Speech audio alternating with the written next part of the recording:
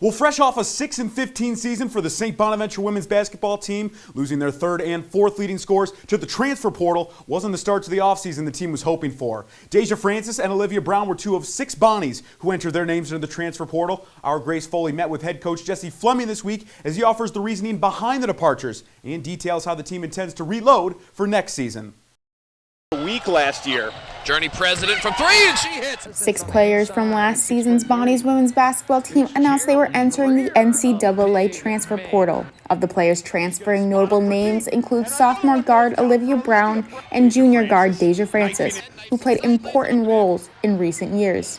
Fifth-year head coach Jesse Fleming believes despite these losses, he still brings back significant pieces from last season. We have really good players in this program. I think we have our top 3 scorers, and we're trying to look at this transfer thing as you lose some great people sometimes, but it also gives you an opportunity to sign some great players. Yet with this core and players like Brown and Francis, this team has still achieved subpar results under Fleming, resulting to a 38-102 record in 5 seasons.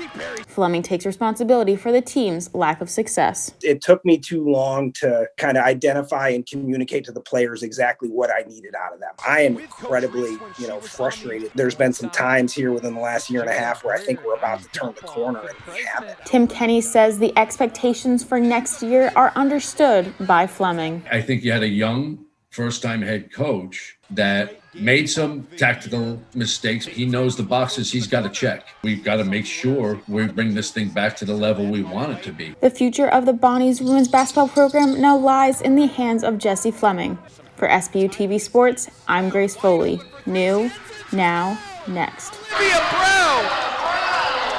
Switching gears to some baseball, the Diamond is where you can find St. Bonaventure pitcher Andrew White, soaking up every second of his 6th year of collegiate baseball. A young man deserving of an ESPN 30 for 30. I got to meet with Andrew this week to discuss the litany of hurdles he's had to clear to still be playing baseball today.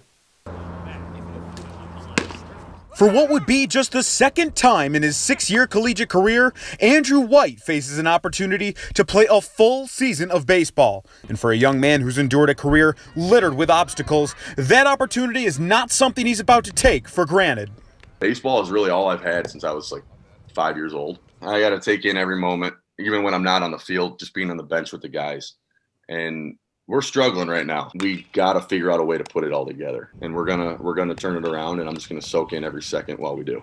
White's journey to St. Bonaventure began at the University of Buffalo, where he played for 2 years before the program was cut. Then, Tommy John surgery to repair a torn UCL robbed him of his 1-year junior college and his first season at Bonaventure. After successfully rehabbing from his arm injury, White returned in 2020 to pitch for just the first time in 2 years, only to have that season cut short by COVID-19. After being thrown yet another curveball, so to speak, White admits that his love of the game wavered, but it never broke. I'd be lying if I told you during this process there weren't times where I absolutely hated baseball.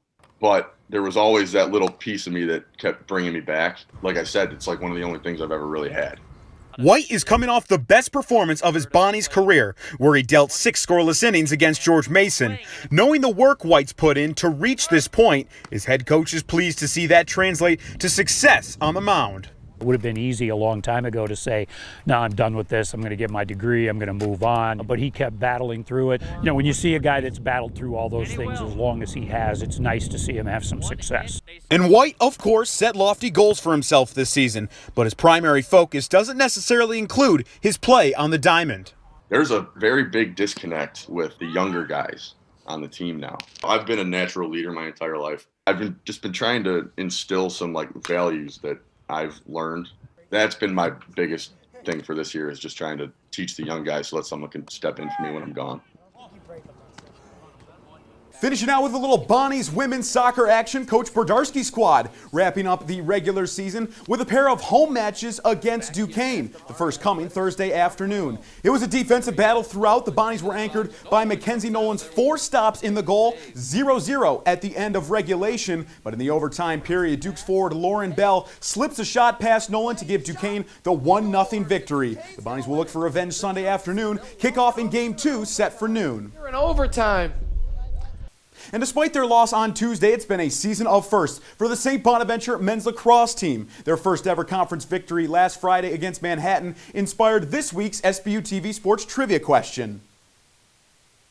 Taking it back to 2019, the Bonnies' inaugural season, they've come a long way since that 0-13 campaign. The program's first ever goal was scored in Game 2 that season against St. Joseph's. Our question this week, who scored that first ever goal? Just so happened to be the program's all-time leading scorer, Sean Wesley, the first of now 21 career goals for Wesley. Answering first with the correct answer, someone who knows Wesley quite well. Congratulations to Brett Dobson, the team's starting goalkeeper, with his first SBU-TV Sports Trivia victory. Clearly, Dobson as good with trivia as he is in the cage. SBU-TV Sports Trivia will return on Tuesday and enjoy a packed few days of Bonnie's athletics, baseball, lacrosse, soccer, the whole slate headed your way this weekend. Grace, Jaron, I know you guys will be watching. Back over to you.